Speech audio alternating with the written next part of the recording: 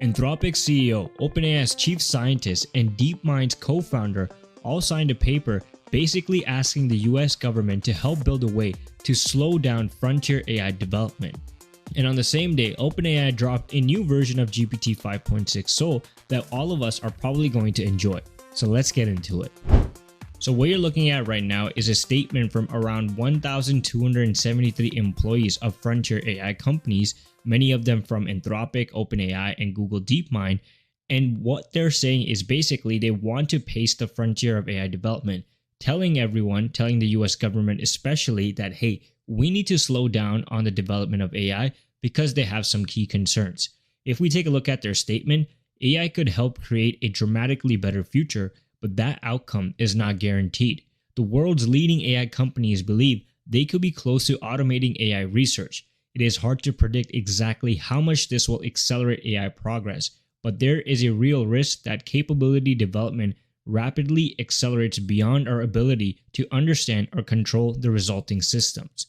So a lot of the employees at these frontier labs are afraid that AI development is moving so fast that they don't have a clear understanding of what that could actually mean. Does it lead to a positive outcome or a negative outcome? It is unclear. To realize AI's potential, industry, government, and society at large may need the option to buy time to address emerging risks, develop security measures, and strengthen oversight. But each company and country is under intense competitive pressure not to unilaterally slow that acceleration. And that does make sense. I think this last paragraph is a fair assessment. The space we are in operating right now is very competitive.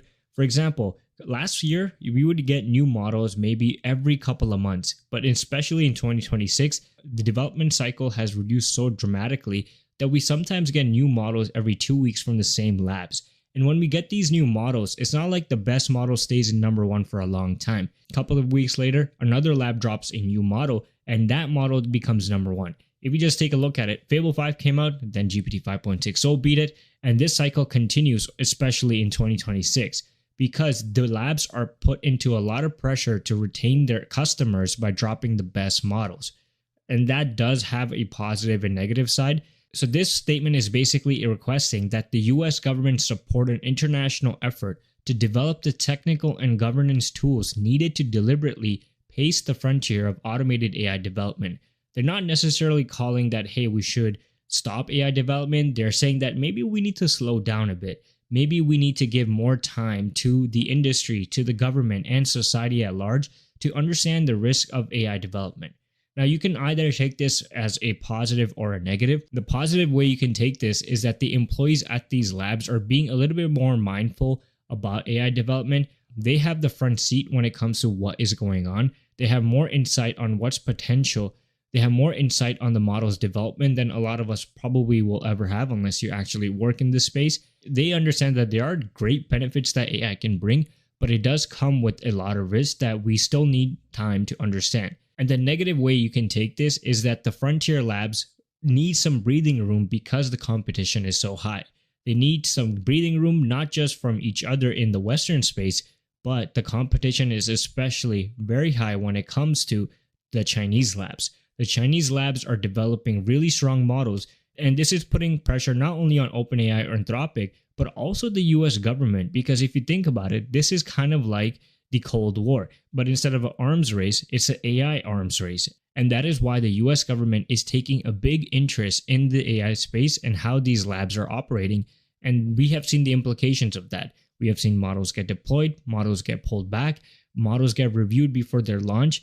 And that is probably going to be the new norm until we have better regulations in place.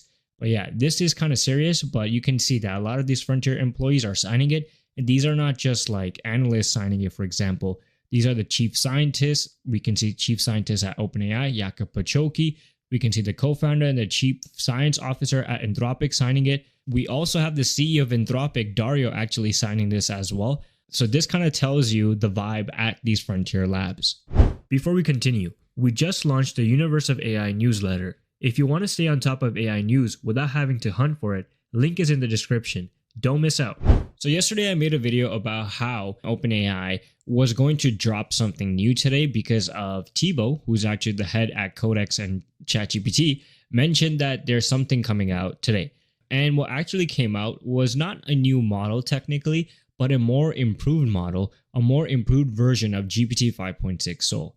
So a lot of people that had been using GPT 5.6 over the last couple of days realized that the usage limits were being used up quite fast. And a lot of people complained that Sole was using codex limits faster than expected. And this, they were saying, was not because they on the back end reduced usage or any subscription plans or things like that without telling anyone. That is not what happened. It was, according to them, when they actually dug a little bit deeper, that the model was not performing as efficiently as before. So they made some updates, and now Sole should be performing about 18% longer now, and everyone's usage limits have been reset for ChatGPT Work and Codex, so that is a good thing. However, the 5-hour limits will be coming back tomorrow, which is Thursday. So there is a win for us. Yes, we have a more efficient model now, GPT 5.6 Sole, but the 5-hour limits will be coming back tomorrow, so keep that in mind. But this kind of transparency is something that I want to give OpenAI credit for, because over the last couple of days, they've been looking at feedback, they've been making active improvements, and they admitted that, okay, our models were not performing as strong as they were supposed to, as efficient as they were supposed to, and they actually addressed that issue. Unlike some other labs, I'm not going to name names, where the usage limits kind of run out fast, but we have no insight on why that could be and what the issue could be. But hey, at least we know that GPT 5.6 Sole now should be lasting about 18% longer. But not only was this announcement important from OpenAI today, they actually said that GPT 5.6 Sole improved on itself. The model actually made a better version of itself, which I'm going to show you guys in a second. So after OpenAI deployed GPT 5.6 Sole, what they actually did was use that exact model to advance the frontier of efficiency by making itself more efficient to run on. So they're using their strongest model to make a better version of themselves. This is not something new. We've actually seen a lot of labs do this. We're seeing that more models are getting smarter at doing this. But what they're saying is that instead of just focusing on creating a smarter model, OpenAI focused on creating an efficient model. And there's a reason for this. As AI deployment gets more and more broader and more people are adopting AI, efficiency becomes a critical thing for most labs, because now all of these labs have to serve their strongest models, which are way more energy demanding compared to previous models, to a broader audience. So efficiency becomes important. And through applying GPT 5.6 Sole to make more efficiency improvements, the model is now 20% lower when it comes to serving costs from production GPU kernel improvements. So that is a big number for a big company like OpenAI. 20% lower servicing costs basically means millions, or I don't know, it could be in the billions. I don't think so. Probably millions, hundreds of millions of dollars, because obviously we don't know what the financials look like at OpenAI. And 15% better token generation efficiency from improved speculative decoding. So there are improvements both on the cost side as well as just overall operation side, which tells you that these models are quite capable, and efficiency is going to be the biggest bottleneck. And looks like GPT 5.6 Sole, although it might not be the strongest model when it comes to Fable 5 or maybe even Opus 5 at the moment, but is definitely a very efficient model. We don't know if that is something that Anthropic is going to prioritize, because if they don't, in the long run, OpenAI might just beat out Anthropic just because their models are more efficient and more reliable to use. So yeah, big day for OpenAI. Obviously, we didn't get a new model today, but we got a better version of GPT 5.6 Sole that I think a lot of us are going to appreciate. But that's it for today's video.